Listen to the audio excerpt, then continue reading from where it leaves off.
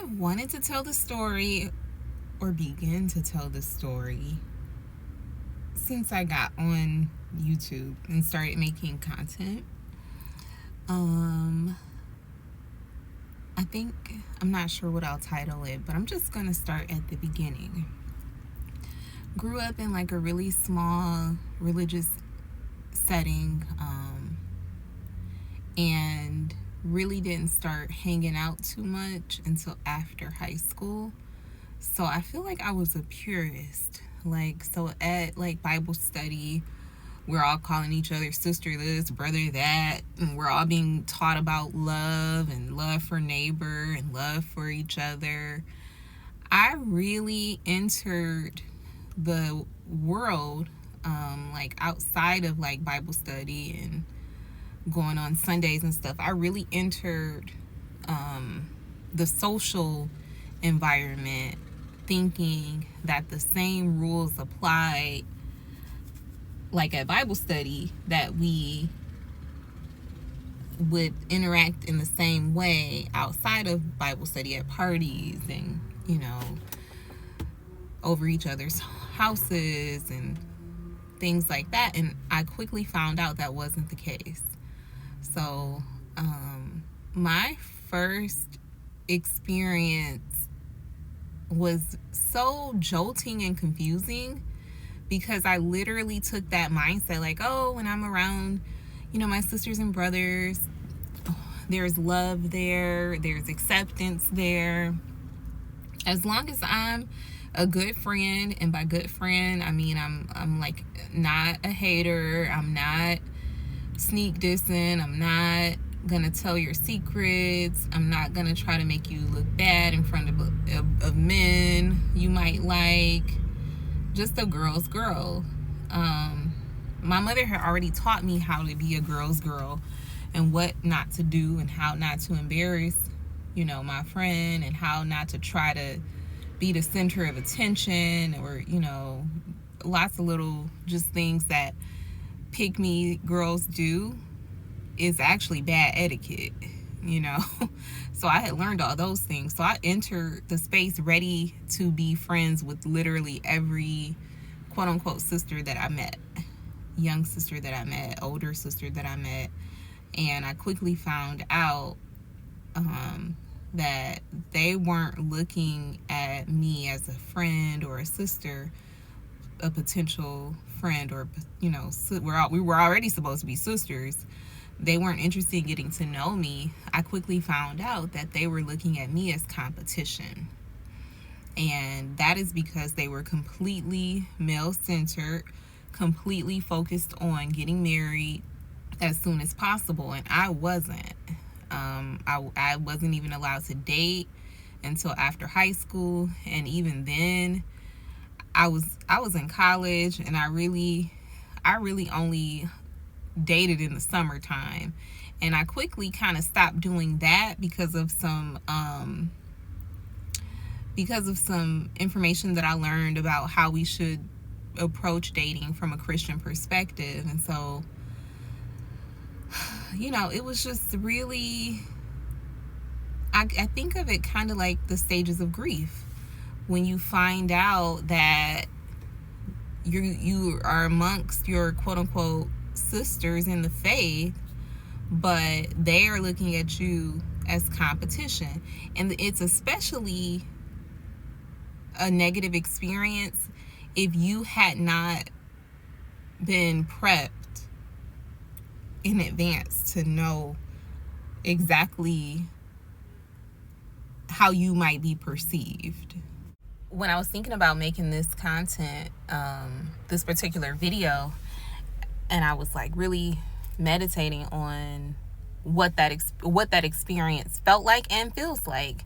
And although it's much better now having experienced it so often, I am able to brace myself when I enter a pack of wolves.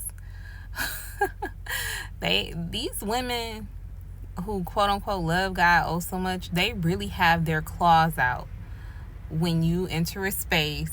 And I don't know if it's different when you're married. I hope that it's better, when I get married.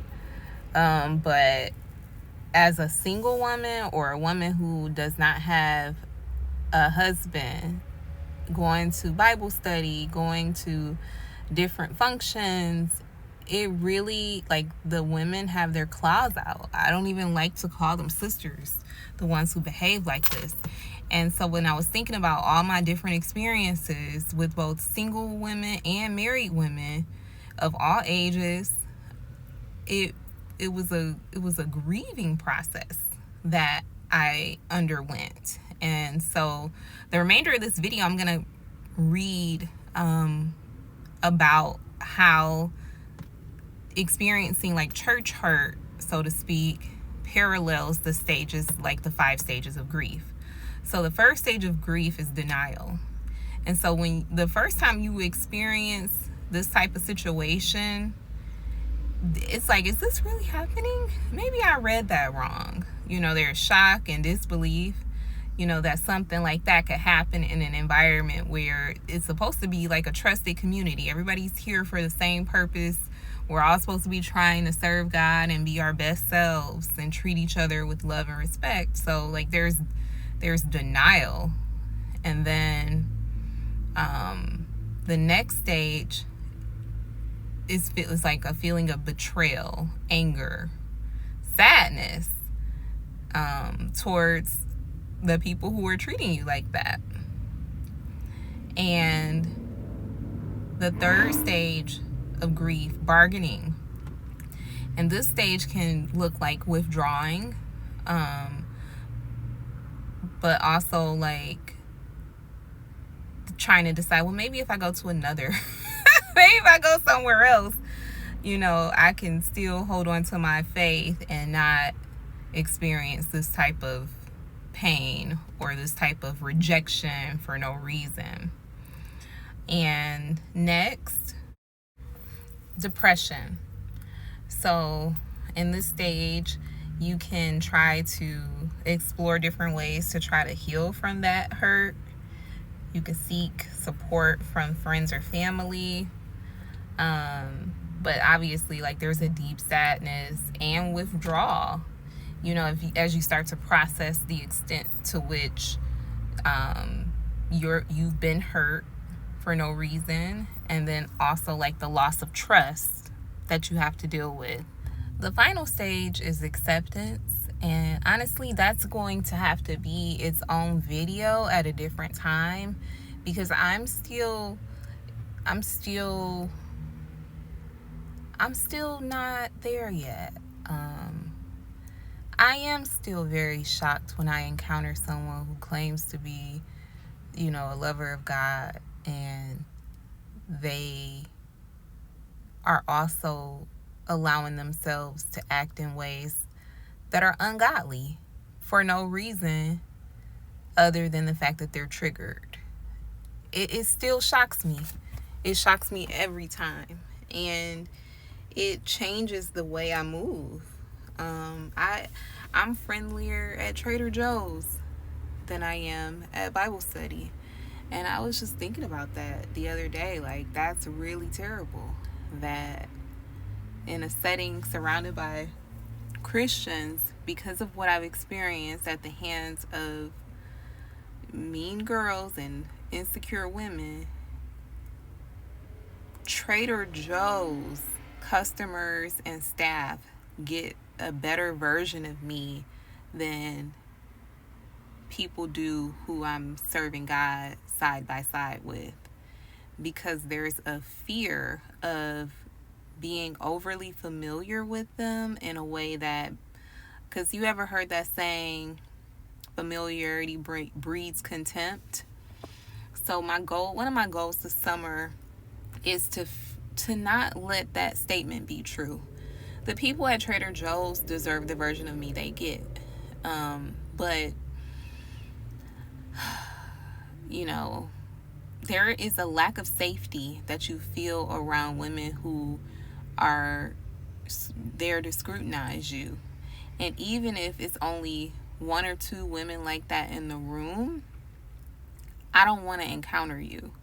So that if that means that sometimes I have to avoid all of the nice sisters who really are there and really are encouraging, I'm still at the place where I'm gonna miss out just to avoid the one or two who are trying to pick me apart and discourage me and figure out who I like or if I like anybody and who like me.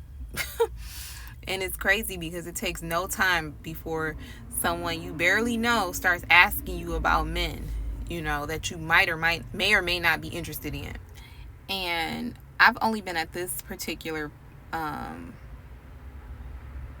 where I am now for maybe since the pandemic.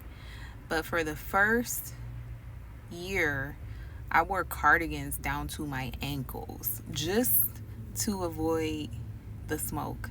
And do you know that didn't work? It still didn't work.